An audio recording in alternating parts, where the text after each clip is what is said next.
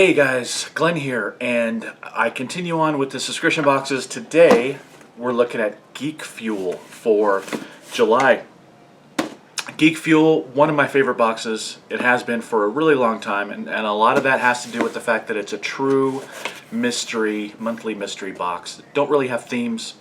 It's a general geeky box, one of the few of those that are left. And they've been pretty consistent about quality and value. It's in that $20 range, similar to your comparable boxes like Loot Crate, and it goes down as the more you subscribe to it. You get 3 months, 6 months, etc. Box this month is suspiciously light. That kind of thing always worries me. It came in great shape, unlike some other boxes this month, but it's a little bit on the light side, so that always worries me a little bit, but you can't tell anything from that, so let's dig in. Alright, the professional wrapping, as always. Nice liner. We've got the Geek Fuel magazine. We've got Spider-Man on the cover from Spider-Man Homecoming. Spider-Man on the back, too. So, I don't know what that means, because we're going to look at the inside of that magazine here in a bit, but we'll start with the shirt. Vintage looking shirt. Looks very familiar to some other ones that we've gotten in the recent past. This one is a Firefly shirt. So Firefly, it's a brown shirt, which is interesting. Serenity.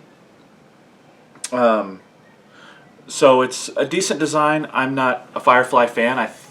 You guys know that have been watching me for a long time that Firefly, that whole franchise and that whole universe, show, etc., is something that I find incredibly overrated.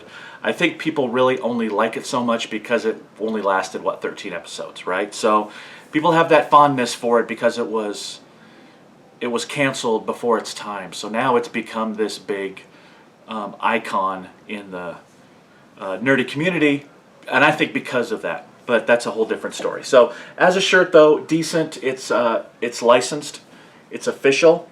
You know, it's got that vintage look to it. Decent quality shirt. This one seems a little small for an extra large, but you know, I could just be wrong about that. But there it is, decent shirt. It's different for sure. All right, we've got something from, well, it's not licensed, but you can tell what it's from. A barrel cooler, obviously it's a Donkey Kong, that universe item. So let's see what it's all about. It looks like a koozie. Yeah, that's what it is. It's a can koozie. It's just a solid one, you know, not like the fold-up ones that we got in the Loot Crate. This month, it's a Donkey Kong barrel can koozie. Again, nowhere on there is there any Nintendo licensing or Donkey Kong. It's just supposed to represent that. It's how they get around the whole licensing issue. It's okay. It's kind of a rubbery can koozie, but not much to it. You know, at least, you know, the one from Loot Crate it was licensed. It had 2 of them in there. This is just kind of, I mean, I probably could have made this. It's pretty easy, but a clever idea regardless. All right. We've got a Street Fighter V figure, and this is a vinyl minifigure from Kid Robot. We haven't gotten many of those lately, so let's see what we've got here. It's a blind box, so we don't know who's going to be in it. Before I open it, though, let me kind of show you. It looks like it's, you know, what, about 16 different figures of varying rarities. We've got one of 20s, one of 40s, 3 of 80s. That's an interesting rarity. And then we've got a mystery one as well. That's probably super rare. So let's see which one we got.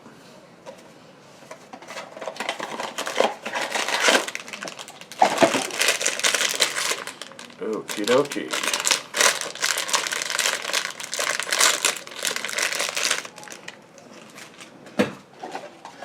Alright, here we go. Obviously this is Ken, and it also is the most common, being 2 of 20. So nothing rare in this one, but I like these figures. They're pretty cool. Actually, I like these a little bit better than some of the other Kid Robot ones. Some of the other Kid Robot figures, I think the arms come out too far. They just look a little wacky for me. But this is a pretty good looking one. Let's look up close. The paint isn't so great on the arms. You've got some run over, but the body looks good. The head looks good.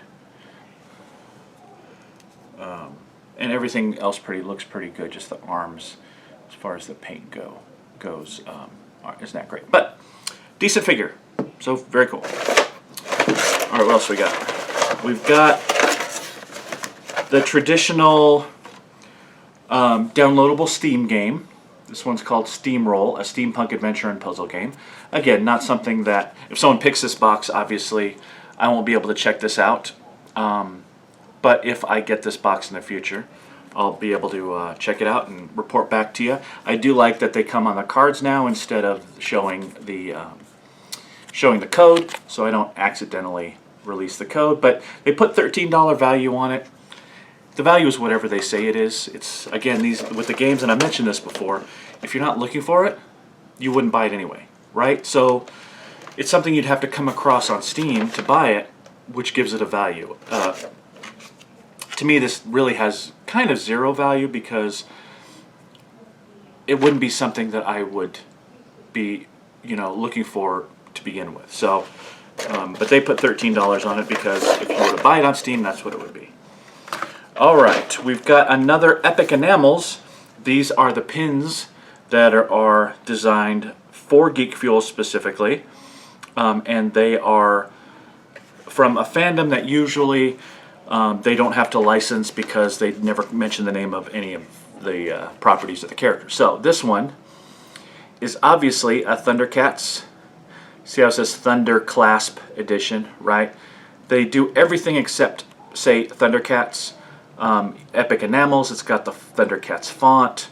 But the pin itself, that one is Cheetara, obviously, which they call, on the back, She-Tara, along with a Lionbot and Panth Rover, to illustrate it's kind of a combination of whatever the character is and the Geek Fuel robot mascot. So this one is She-Tara, which is based on Cheetara from Thundercats. And there's different rarities. So you've got the 3 common ones, and then the 2 rares, which is Snarf, so Snarf Fuel, and Mumrover. Actually, I like this part of it, that it's you got 5 different rarities, or 5 different variants, which I think is very cool. Even though we didn't get any of the rare ones, I like when these companies do variants, so that each different boxes are going to be different for each person that gets it. So I kind of like that part of it. So decent pin if you like pins. These are definitely collectible now because Geek Fuel puts them in a lot of their boxes. In fact, most of them now. So if you're a pin collector, you can collect these pins pretty easily, and just from Geek Fuel, start your own collection. All right, that's it for the items. We've got the spoiler card. So there's the game. There's the Epic Enamels with the 5 different variants. We've got the Kid Robot minifigure, which also has variants, obviously, since it's a blind box, and then the barrel cooler drink holder. It says Geek Fuel exclusive, but there's really not much to it. It's not licensed or anything. And then the shirt, which is licensed. So Serenity. So a decent box. Nothing I dislike about it necessarily. I'm not into the Firefly thing. If you are, it's going to be a better box for you. I got the common.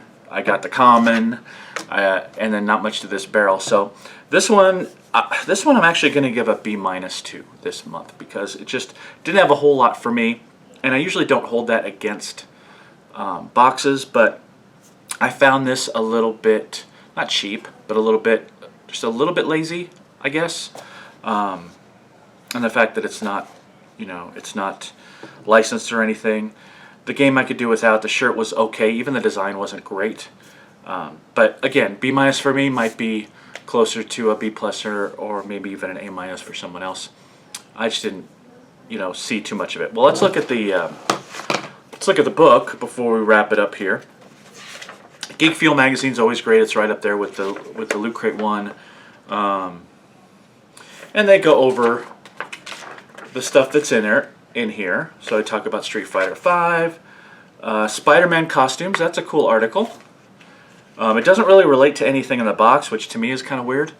I get that it's not a theme, but even if it's not a theme, maybe put something relatable on the cover. But that could be an issue where that's why they don't have a theme, is they can do anything with that they want, and which includes their magazines. So Spider-Man costumes, a little bit about Adam West, which is nice in memoriam there.